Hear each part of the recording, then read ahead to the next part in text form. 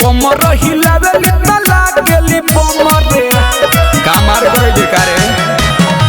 खाए वाला चीज भइल बारी कदम रे कमर हिलावेली त लागेली बमरे किया कि पूरी तोरा लहंगा के ताला रे छौड़ी डीजे वाला तोहे देखिए क खाड़ा हो जाला रे छौड़ी डीजे वाला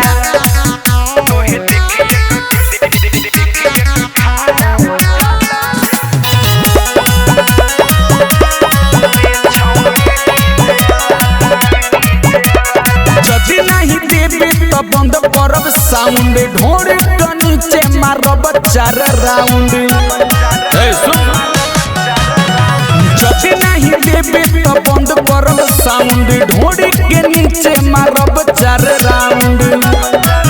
सुइला रे सपा घोपियों में भाला रे छौड़ी डीजे वाला आज पूरी तोरा लहंगा के ताला रे छौड़ी डीजे वाला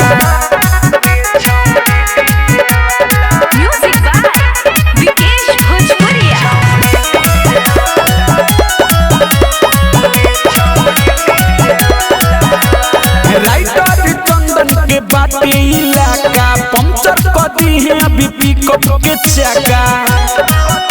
मान जाओ अलबेलायो सुख के बाटे इलाका पंचर कर दी है अभी पिकअप के चक्का